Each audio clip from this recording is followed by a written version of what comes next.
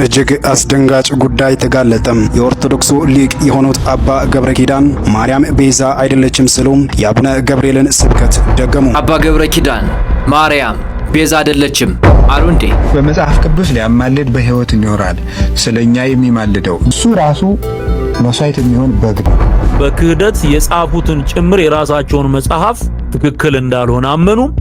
ስለዚህ የተጻፈው ስለኛ የሚማልደው ክርስቶስ ኢየሱስ ነው የሚለው ጠበቃችን እርሱ መሆኑን መናገር ጀመሩ። አባ ገብረ ኪዳንና ትዝታው ሳሙኤልን ምን አገናኛቸው?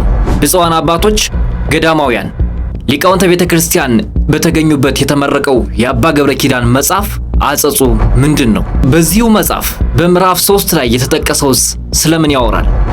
የመናፍቃን አንድ ችግራቸው አለ። ምን ይላል? እነሱ የማይቀበሉት ነገር ሲመጣ ተረት ተረት ይላል።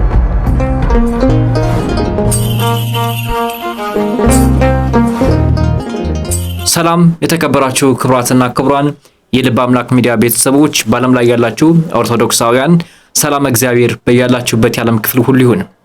ዛሬም እንግዲህ ኦርቶዶክሳውያን ቤተክርስቲያን በተመለከተ ኦርቶዶክስን ለኦርቶዶክሳውያን የተሰኘውን ፕሮግራማችን ይዘን ከተፍ ብለናል። በመግቢያው ላይ እንደተመለከታችሁት ርዕሰ ሊቃውንት አባ ገብረ ኪዳን ግርማ የአራቱ ጉባኤያት መምህር የርዕሰ አድባራት ወገዳማት ቅዱስ ጣና ቂርቆስ የአራቱ ጉባኤያት መምህር ናቸው።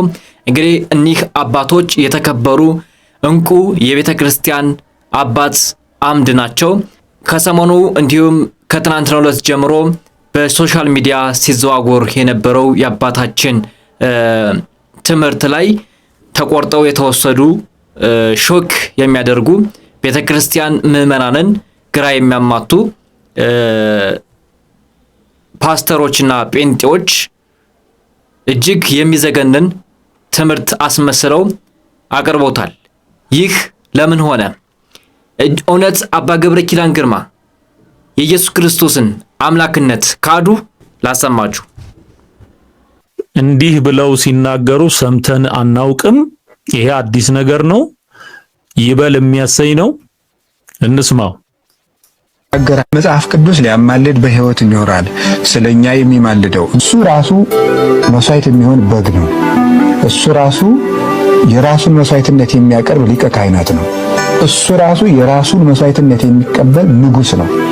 ንጉሥነቱን አባቴ በማለት ገለጠ። አባቴ ሲል የእግዚአብሔር ልጅ እግዚአብሔር ነው። እሱም እግዚአብሔርነቱን እየገለጠ ነው። ስለዚህ ራሱን መስዋዕት አድርጎ አቀረበ እና ለዘላለሙ ያስታርቃቸዋል። ስለኛ የሚማልደው የሚሉ ግሶች ሁሉ የተነገሩት ከአባቱ ከወልድ ከመንፈስ ቅዱስ ጋር ሲታረቅ የሚኖረው በዚያ ነው። እሺ፣ ክብር ለእግዚአብሔር ይሁን።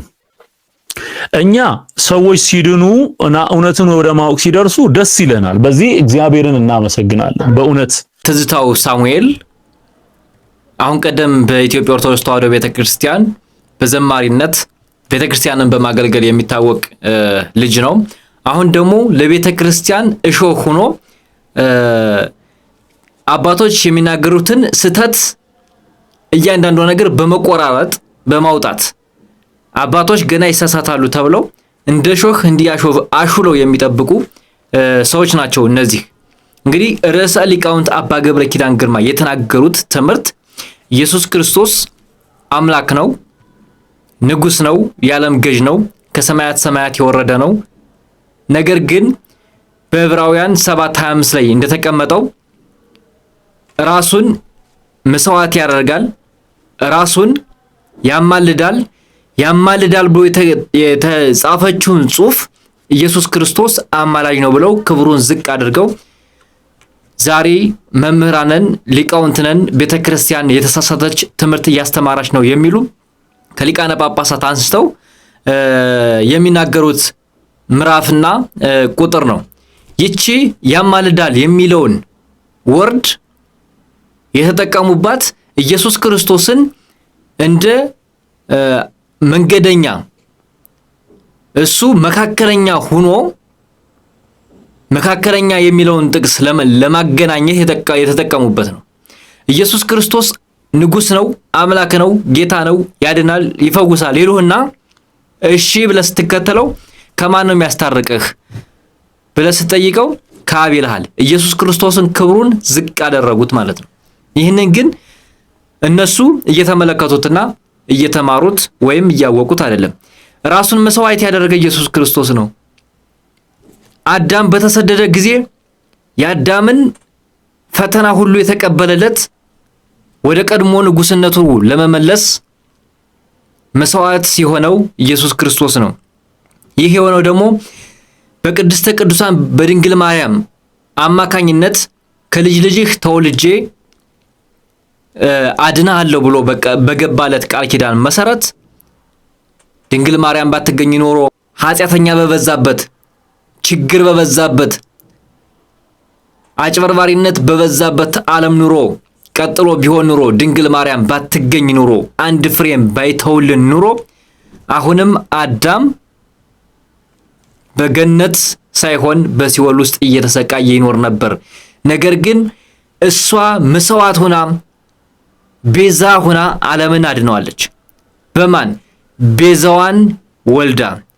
ቤዛዋ የፈጠራት ኢየሱስ ክርስቶስ ነው። አሁን ደግሞ እሷ ቤዛን ወለደች። ቤዛ ሆኖ ደግሞ አዳምን አዳነው ማለት ነው። ራሱን መስዋዕት የሚያደርገው ለራሱ ነው። ስለዚህ መንፈስ ቅዱስን አዳም ርቆት የነበረው አዳም በኢየሱስ ክርስቶስ መንፈስ ቅዱስ ወደ ራሱ ተመለሰ። ስለዚህ ምን ማለት ነው? ኢየሱስ ክርስቶስ ንጉስ ነው፣ አምላክ ነው፣ መሐሪ ነው እንጂ ኢየሱስ ክርስቶስ መካከለኛ ሆኖ እሱ እንደ ነቢያት ወይም እንደ ሐዋርያት ወይም እንደ ጻድቃን እንደ ሰማዕታት እንደ መላእክት መካከለኛ ሆኖ ወደ ኢየሱስ ክርስቶስ መልእክት የሚልክ አይደለም። ወደ አብ የሚልክ አይደለም። ራሱ ፈራጅ ነው። ለምን? እኔን ያየ አብን አየ ብሎ ለምን ተናገረ? እኔ አልፋና ኦሜጋ ነኝ ለምን አለ? ይህ ኢየሱስ ክርስቶስ አማላጅ ነው ካላችሁ ለሚያማልደው ንጉስ ቦታውን አይይዝበትም? ይህ ለእናንተ ጥያቄ ነው። ስለዚህ አባታችን ርዕሰ ሊቃውንት አባ ገብረ ኪዳን ግርማ ያስተማሩት ትምህርት ሙሉ ምን ይመስላል? ይህ ተቆራርጦ የተወሰደ ስለሆነ ሙሉን አሰማችኋለሁ። ነገር ግን ከዚህ በፊት ርዕሰ ሊቃውንት አባ ገብረ ኪዳን ግርማ በገዳማውያን በሊቃውንተ ቤተ ክርስቲያን ያስተማሩት በይፋ በአደባባይ ሊቃውንተ ቤተ ክርስቲያን በተገኙበት ተመርምሮ ሊቃውንተ ቤተ ክርስቲያን አይተውት ቤተ ክርስቲያን አስተምሮ የጠበቀ ቀኖናውን በጠበቀ መልኩ ያለፈና ለምእመናን ብሎም ኢትዮጵያ ኦርቶዶክስ ተዋሕዶ ቤተ ክርስቲያን ምእመናት ይጠቅማል ተብሎ የተጻፈው መጽሐፍ በምዕራፍ 3 የተጻፈው መጽሐፍ ብዙዎች አልወደዱትም። ሰይጣን ቅድስተ ቅዱሳን ድንግል ማርያምን እንደሚጠላት በዚህ ምዕራፍ የተጻፈው ምዕራፍ ጽሑፍ ለብዙዎች ሰቅጣጭ ጆሮአቸውን የሚኮረኩር ሆኗል። ነገር ግን አባታችን ይህን መጽሐፍ ሲጽፉ ብዙዎች አልወደዱም ነበርና አብዛኞች ይህንን ቃል ይናገራሉ። ቁም ነገር ያዝ። ስለዚህ ትላንትና በክህደት የጻፉትን ጭምር የራሳቸውን መጽሐፍ መቃወም ጀመሩ። የራሳቸውን መጽሐፍ ትክክል እንዳልሆነ አመኑ። ስለዚህ የተጻፈው ስለኛ የሚማልደው ክርስቶስ ኢየሱስ ነው የሚለውን ጠበቃችን እርሱ መሆኑን መናገር ጀመሩ ማለት ነው። ክብሩ ለእግዚአብሔር ይሁን። አሁንም በፍቅር ኦርቶዶክሳውያንን ወደ ተጻፈው የእግዚአብሔር ቃል እንዲመጡ ጥሪ እናቀርባለን። ወደ ጌታ ወደ ኢየሱስ እንዲመጡ ጥሪ እናደርጋለን። እንዲህ አይነት ትምህርቶች ከጥላቻ የተነሳ የሚሰጡ አይደሉም። ጥላቻ የለውም እዚህ ውስጥ። ሰው ለሚወደው ሰው ነው ስለ ኢየሱስ የሚነግረው።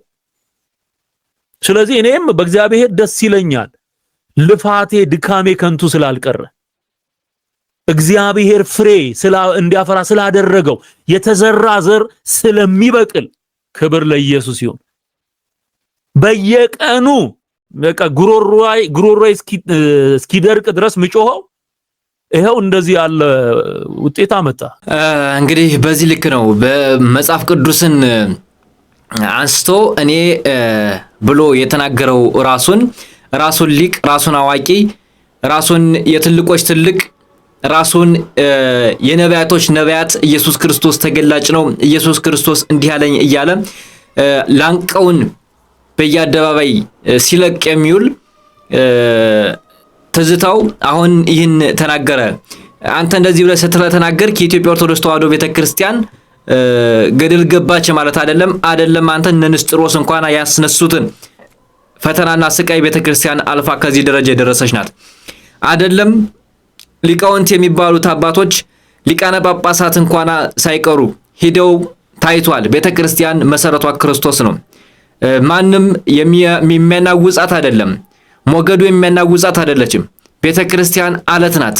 አለት ተብላ የተነገረላት ቅድስት ቤተክርስቲያን መሰረቷ ክርስቶስ እስከሆነ ድረስ ግራም ነፈሰም ቀኝም ቤተክርስቲያን እስከሆነ ድረስ አለች። ነገር ግን ለሽቀላና ለአስመሳይነት የምትጠቀሙትን ትምህርት አሁንም ማባዛታችሁ አልቀረም። ርዕሰ ሊቃውንት አባ ገብረ ኪዳን ግን ትምህርታቸውን አሁንም ይቀጥላሉ። ገና ትቃጠላላችሁ፣ ገና ትነዳላችሁ፣ ገና የጠፉት በጎች ወደ ቤት ይመለሳሉ። እውነቱን አስረግጬ ነው የምነግርህ፣ ይመለሳሉ። አምነት ትመጣለህ ወደ ቤቷ። ይህ የተሳሳተ ትምህርት የሚያስተምሩ ናቸውና አንደኛው ደግሞ ምን ብሎ ሰርቶታል? እጅግ አስደንጋጩና ለኦርቶዶክሳውያን ድንጋጤ የፈጠረው የአባ ገብረ ኪዳን ግርማ ወደ ጴንጤነት መቀየር ብሎ የተናገረውን ደግሞ ላሰማችሁ። እጅግ አስደንጋጭ ጉዳይ ተጋለጠ። የኦርቶዶክሱ ሊቅ የሆኑት አባ ገብረ ኪዳን ማርያም ቤዛ አይደለችም ሲሉ የአቡነ ገብርኤልን ስብከት ደገሙ። በመጽሐፍ ቅዱስ ሊያማልድ በሕይወት ይኖራል። ስለኛ የሚማልደው እሱ ራሱ መስዋዕት የሚሆን በግ ነው። እሱ ራሱ የራሱን መስዋዕትነት የሚያቀርብ ሊቀ ካህናት ነው። እሱ ራሱ የራሱን መስዋዕትነት የሚቀበል ንጉሥ ነው። ንጉሥነቱን አባቴ በማለት ገለጠ። ይህን ነው እንግዲህ እንደዚህ አድርገው የተጠቀሙት። በመቆራረጥ መሃሏን በመከፋፈል ከቤተ ክርስቲያን የሚወጡ እንደው ተስተው አንድ ቃል ከወጣች ያችን ህዝብ አደባባይ ለመሮጥ ነው የሚጠቀሙባት። ነገር ግን የርዕሰ ሊቃውንት አባ ገብረ ኪዳን ትምህርት ሙሉ ይህን ይመስላል። መጽሐፍ ቅዱስ ሊያማልድ በሕይወት ይኖራል። ስለኛ የሚማልደው እሱ ራሱ መስዋዕት የሚሆን በግ ነው። እሱ ራሱ የራሱን መስዋዕትነት የሚያቀርብ ሊቀ ካህናት ነው። እሱ ራሱ የራሱን መስዋዕትነት የሚቀበል ንጉሥ ነው። ንጉሥነቱን አባቴ በማለት ገለጠ። አባቴ ሲል የእግዚአብሔር ልጅ እግዚአብሔር ነው። እሱም እግዚአብሔርነቱን እየገለጠ ነው። ስለዚህ ራሱን መስዋዕት አድርጎ አቀረበ። ራሱ መስዋዕት ሆኖ ቀረበ። በራሱ መስዋዕትነት ከአባቱ ጋር ሆኖ ታረቀን፣ ይቅር አለ። ይቺ በዕለተ ዓርብ ያቀረባት ይቅር በላቸው የምትል ቃል ለአዳምና ለልጆቹ በሙሉ የቀረበች የማስታረቅ ቃል ናት። የይቅርታ ቃል ናት። የቤዛነት ቃል ናት። ይቺ ቃል ዓለም እስከሚጠፋ ድረስ የሰው ልጆችን ሁሉ ስታስታርቅ ትኖራለች። እሱ በሱ በኩል ወደ እግዚአብሔር የሚመጡትን ሁሉ ሊያድናቸው ይቻለዋል። በሱ በኩል የሚመጡትን ወደ እግዚአብሔር ሊያድናቸው ይቻላል። ሕያው ነውና ለዘላለሙ ያስታርቃቸዋል ይላል። ሕያው ነውና ያለው ምንድን ነው? አንድ ጊዜ የተናገራት ቃሉ ለዘላለም ሕያው ናት። በዚያች ቃል ነው ዓለም ሲታረቅ የሚኖረው። ስለዚህ በመጽሐፍ ቅዱስ ሊያማልድ በሕይወት ይኖራል፣ ስለኛ የሚማልደው የሚሉ ግሶች ሁሉ የተነገሩት አንድ ጊዜ በተናገረባት ቃል ዓለም ሁሉ ከአባቱ ከወልድ ከመንፈስ ቅዱስ ጋር ሲታረቅ የሚኖረው በዚያ ነው። ይህ ነው ሙሉ ትምህርት የርዕሰ ሊቃውንት አባ ገብረ ኪዳን ትምህርት ማለት ነው። ይህንን በማንሳት ብዙዎች መለፍለፋቸው፣ አብዛኞች ደግሞ በቲክቶክ ዓለምና በሶሻል ሚዲያ ዓለም ቅር ይሰኛሉ፣ ይደነግጣሉና ይህ ነገር ውሸት ነው። ርዕሰ ሊቃውንት አባ ገብረ ኪዳን ግርማ አይደለም ከመንፍቅናው ዓለም ራሳቸውን በዚህ ልክ የሚያነጻጽሩ አባት አይደሉም። ይህ ደግሞ የተዋሕዶ ቤተክርስቲያንን የሚሸረሽር አይደለም። እንደው ሌላው ይቅርና ራሳቸው እንኳን ርዕሰ ሊቃውንት አባ ገብረ ኪዳን አያድርግባቸው እና ቢሄዱም ቤተክርስቲያን ተጸናለች። እሳቸው የመጡ አሁን ነው። ቤተክርስቲያን የነበረች ጥንት ነው፣ ዓለም ሳይፈጠር ነው የነበረችና ሙሉን ትምህርት ግን ገብታችሁ ፈውስ መንፈሳዊ ከሚለው የጣና ቅዱስ ቂርቆስ አንድነት ገዳም መንፈሳዊ ቻናል አላቸው። እዛ ላይ ገብታችሁ ሙሉን አዳምጣችሁ መፍረድና መስማት፣ ማዳመጥ፣ መማር ትችላላችሁ። እውነታውን እዛ ላይ ማዳመጥ ትችላላችሁ። ነገር ግን መናፍቃን አያርፉም። መናፍቃን ደግሞ ሲነሱ ለኛ ጥሩ ነው፣ እንደዚህ ቃሉን ሁሌም እንድንሰማ ይገፋፉናልና ሚስማር ትመታው ነው እየጠበቀ የሚሄደውና መናፍቃን ሲመጡ ለኛ ደግሞ ኦርቶዶክስ ሃይማኖታችን እያጠበቅን እንድነድ ይረዱናል። መናፍቃን አሁንም ተረት በማለት የኢትዮጵያ ኦርቶዶክስ ተዋሕዶ ቤተክርስቲያን ብዙ መጻፍቶች አሏት፣ መጽሐፍ ቅዱስ ብቻ በቂ ነው የሚሉ አሉ። ቤተክርስቲያን ቀኖና ትውፊቷን የማትረሳ አባቶች፣ የበቁ አባቶች፣ መላእክት፣ ጻድቃን፣ ሰማዕታት ለይህች ቤተክርስቲያን ደማቸው የቀለጠ ደማቸው የፈሰሰ አጥንታቸው የተከሰከሰ የተዘቀዘቁ የተሸነሽተሩ እነዚህ ሁሉ ቤተክርስቲያን ስታስባቸው ትኖራለች። ይህ ደግሞ ኢየሱስ ክርስቶስን የሚገልጽ ነው። ኢየሱስ ክርስቶስን ለመግለጽ እነዚህ ጻድቃን ሰማዕታት ከሌሉ ደግሞ የኢየሱስ ክርስቶስን ክብርነት የምንገልጽበት እነሱ ብርሃኑን ሰጥቷቸው እነሱ ደግሞ የሱን ብርሃን የሚያሳዩበት ጻድቃን ሰማዕታት እነሱ ናቸውና እነሱ ሲኖሩ ነው የኛ ዓለምማ በዚህ አንዴ ከሰዓት አንዴ ከውሃ እያልን እየኖረ ነው።